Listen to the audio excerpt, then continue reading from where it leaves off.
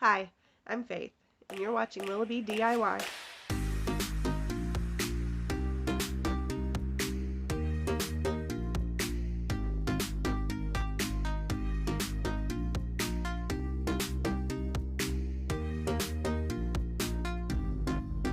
Today's video is part of the Flower of the Month challenge, hosted by DIY Deanna, the Crafty Magnolia, and her co-host this time is Sons Arts. Make sure you check out their channels. Both of these ladies are absolutely amazing, and don't forget to check out that playlist. There's going to be so much awesome content. Trust me, you definitely won't want to miss it. My project for this challenge are these two hand-painted wall art pieces. My inspiration for these was this Hobby Lobby Instagram post that I seen, and I just quickly screenshotted it, so I loved it so much I knew I wanted to do something like it. So before I start any painting, I like to sketch out what I want to do. So I just make a simple rough sketch of my flowers that I'm doing, which is the Lily of the Valley and the Hawthorn Flower. And I also like to make color swatches, so I take all the colors I will be using and I just put a swatch of the color down, maybe lighten it with some white just to see how the colors are going to work together. For these paintings, I needed 2 canvas panels, and I picked them up from the Dollar Tree, an 8x10 and an 8x8. And the first thing I'm always going to do with my paintings is do a background. So for the Hawthorn Flower, I chose the 8x8 canvas and a light gray background. I just took the Country Gray by Apple Barrel and mixed it with some white and made a lighter gray. And this wasn't super opaque, so it did take 2 coats to cover it completely. And I wasn't really sure what I was doing with the framing or the sides yet, so I went ahead and painted that just to be safe. And anytime I mix a color up, I also create a swatch of it in case I have to make some later for touch-ups or something. Now for the Lily of the Valley flower, I used the 8x10, and I wanted a nice dark rich blue color. So I used the navy blue from Folk Art, and I was going to lighten it up with the white, but when you do that, it kind of grays out a bit. It loses some of its vibrance. So I used the Folk Art's True Blue just to give it more of that rich blue color back to it. And sorry about my voice. I am sick, which is why my video is late to be uploaded. Sorry about that, guys. Once you have your color mixed up, you can put it right on your canvas. And this one only took 1 coat because it's much darker than the gray I mixed up earlier, much more opaque. If you're lucky, by the time you get done with painting your second canvas, your first one might be dry. Mine was. So I went straight into painting it. And I'm just going to use white and paint on the flowers. I had a lot of trouble with all my recording. For some reason, I lost a lot of footage. I think maybe I just thought my camera was going and it just wasn't. Whatever. But for this one, the Hawthorn flower is very simple. It's a simple little 5-petal flower, and they're usually white with like a pinkish reddish middle. But I'm doing these in blues and grays, so in a very minimalistic style. So I'm just going to paint my flowers on, and I'm also going to add in some flower buds here and there, just so it has some variation, not just all open flowers, you know. See, I lost the footage of all the rest of the flower painting. I apologize. And then I start adding in the leaves. I wanted this to contrast ever so slightly with the flowers, so I just added a touch of the Country Gray into the white and did my leaves that way.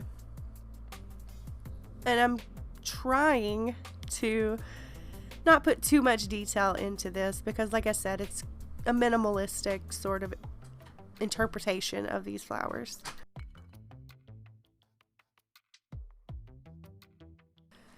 And I didn't really like this. Like, I thought I would just put in this dark blue stamens for the flowers, but it was too simple for me. So I mixed up a pretty light blue, I just took that true blue, the background color from the blue canvas panel, and I just lightened it up with the white and filled in all the flower petals with that light blue color. And I think this looks so much nicer. I did have to touch up some of the white outline a bit here and there, but it's really nice. Then I added a touch of white into the center and just sort of feathered it out to give it the look that a hawthorn flower has. Like right there, normally there would be like a pinkish reddish color. And then I went back in with the navy blue mixed with some true blue, and I painted in the stamen of the flower. And I add those to all the open flowers, and then I used the dotting tool to add some little dots on the ends of each of those lines using just the navy blue. And I added a couple more flowers and buds here and there. But that was it. For the lily of the valley, I mixed up a light gray, or more of a medium shade gray, I guess. It falls somewhere in between the background I used for the hawthorn flower and the leaf color I used for that. And if you hear my daughter, I'm sorry, she just will not stop making noise, no matter how nice I ask. Shh. But I started by placing a little dot at the top and the base of where I wanted my large leaf to be, just to sort of guide me when I started painting it. And these lines were just looking a little thick to me, so I do change that later. Unfortunately, I didn't have my camera recording when I did that, but it's really simple. You just you mix up the color of your background and then paint inside and outside of those lines to thin it out. And I hope that makes sense. Once my leaves were done, I decided to take some of that light blue that I used for the hawthorn flower petals and just give a little ribbing just to the inside of the leaves. And the best way to do any sort of painting like this, where you're doing long continuous strokes, you want to turn your painting so that it works with the way you're moving your arm. So whichever way your arm movement is more effortless and smooth, you want to turn your painting so that it works that way for you,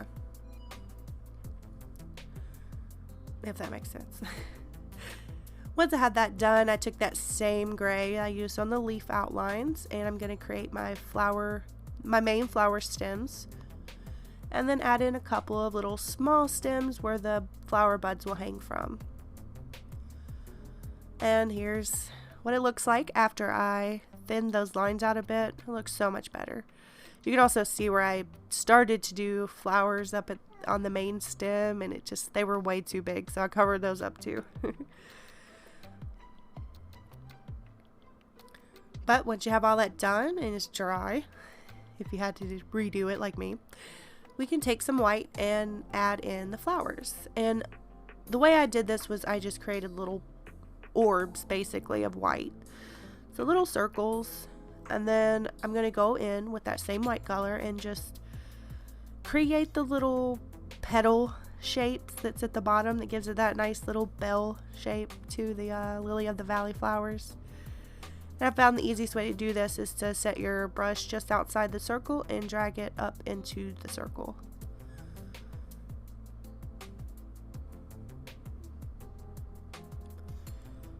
And I had so much fun painting these. This project was a lot of fun. I haven't done a painting in quite a while, so it was really nice to paint something again. And then I took that same gray and just add this little greenery detail that's on an actual lily of the valley flower. It's on those little small stems where the flowers hang from. And accidents happen. I stuck my hand in the paint instead on the canvas, of course. So I just took that paint I mixed up for the background. And this is why you use swatches. And the last thing I did was Mod Podge the entire thing. Before you do that though, please take a clean dry brush and dust it off. The last thing you want is to immortalize cat hair or some other debris. I like Mod Podge because it keeps the color really, really beautiful and it protects your paintings.